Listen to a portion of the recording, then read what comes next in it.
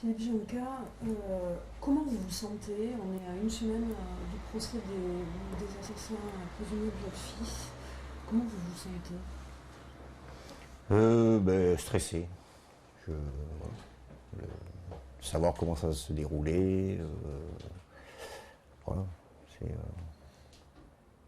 du stress, on va dire. Vous en attendez quoi de ce procès? D'avoir des réponses sur des moments de l'affaire où on n'a pas vraiment de réponse. C'est quel moment ça? C'est la deuxième partie de l'affaire, savoir comment Alexandre a été découpé en morceaux, par qui, où. Voilà. Donc là, on est vraiment sur Claude Ducos. Oui, oui, tout à fait. C'est de lui dont vous attendez le plus? Oui, qui nous disent vraiment sa participation dans cet acte, quoi. Claude Ducos détient cette vérité. Oui, je pense. Oui. Je pense qu'il a des tiers, mais après, est-ce qu'il va avoir le courage de la dire, ça c'est une autre question. Ce qui va être important pour vous, c'est ça, c'est la parole des accusés, de ceux qui seront dans le box des accusés. Oui, oui, tout à fait. Oui, c'est vraiment avoir la vérité, quoi, tout simplement. Je ne demande pas grand-chose. Voilà. Qu'ils nous disent vraiment ce qui s'est passé de A à Z, quoi. Voilà, c'est tout. Claude Ducos, il est dans la dénégation depuis le début. Vous n'avez pas peur d'être déçu de ce côté-là? C'est un risque, effectivement. Après, est-ce qu'au cours du procès, est-ce qu'il va changer d'attitude? On l'espère. Voilà. Peut-être qu'il a une conscience, ce monsieur. Là, il va comparaître libre, il va arriver au tribunal, peut-être par une porte dérobée, mais il sera là libre. Est-ce que c'est encore plus difficile pour vous, ça? C'est un peu, oui, c'est une petite frustration, on va dire. Frustration. Ouais. Vous savez que, on vous l'a expliqué, hein, que de par les qualifications qui étaient retenues, il ne risque pas grand-chose en termes de punition, d'années de prison. Oui, non, mais je le sais très bien. Mais il n'empêche que, voilà, au-delà de la peine, moi, ce que j'attends, c'est vraiment la vérité, c'est tout. Voilà. Quel regard vous avez sur les accusés, en règle générale? Qu'est-ce que vous ressentez à leur égard? Je ressens, j'ai déjà dit, du dégoût. Franchement, je me demande comment des êtres humains peuvent agir de la sorte, quoi. Franchement, là, De la haine aussi? non, c'est même pas de la haine. Je vous dis, c'est du dégoût. Je me dis que ces gens-là, enfin, je sais pas, ils n'ont pas envie de vivre dans cette société et que voilà, c'est. Là, on arrive à l'aboutissement de ces 5 ans.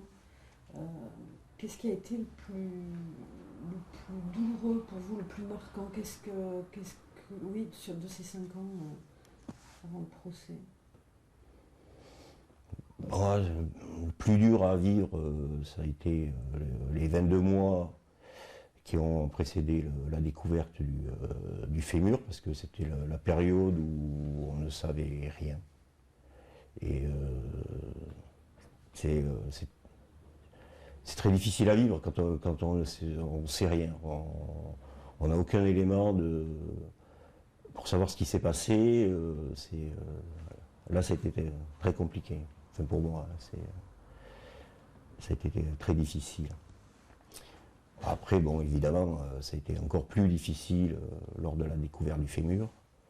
Ça, c'est sûr, mais au moins, on avait un élément. On savait que, bon, il s'était passé quelque chose de grave, mais voilà, on savait. Voilà. c'était cette plongée dans un milieu en plus avec les accusés qui étaient milieu des marginaux, des SDF. On est vraiment dans. Est-ce que c'est une plongée dans l'horreur en plus de l'horreur? Non, qu'il soit SDF ou peu importe, voilà, moi c'est pas leur statut social qui m'importait. Hein. Voilà. Non, mais sur le déroulement des choses, de ce qu'on a à apprendre dans le dossier, son BRL, sa journée, passer à boire, on est dans un milieu. Enfin, Oui, c'est un milieu très particulier, non, ça c'est clair. Mais, pour autant, ça n'excuse pas leur geste, quoi. Je veux dire, bon, c'est peut-être des gens qui ont des problèmes, mais bon, il y en a d'autres gens qui en ont des problèmes. Si on se met tous à tuer des enfants, on ne va pas y arriver. Hein. Très bien. Vous êtes quelqu'un de très discret. Hein. Cette affaire a été très observée, ce procès est très attendu. Ça aussi, comment vous le vivez, ça, vous qui êtes un homme discret, vous appelez à cette discrétion qui est impossible aussi aujourd'hui? Oui, ben, j'essaie de faire des efforts. La preuve.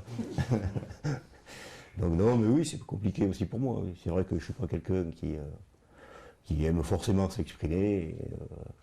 C'est une difficulté supplémentaire, on va dire.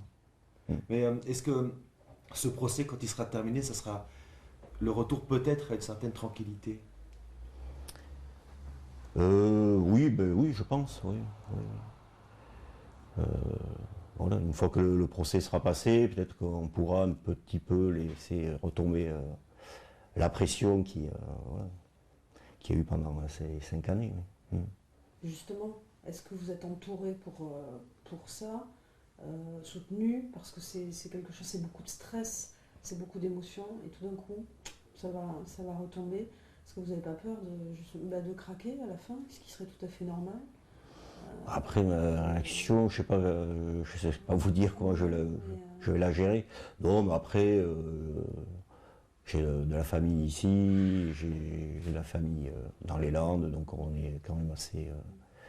on se soutient les uns les autres, donc non, de ce côté-là, au niveau soutien moral, je ne pense pas qu'il y ait de problème particulier. Parce que là, c'est vrai que au moins le premier jour, ça va être un déferlement de médias nationaux qui vont tous arriver, des caméras, des photographes, des radios. Est-ce que ça rajoute au stress de ce procès pour vous? Oui, bien sûr, oui, parce que bon, moi je n'ai pas trop l'habitude de parler en public, donc oui, évidemment, ouais, ça ajoute du stress. Ouais. Mais bon, essayer de le gérer au mieux.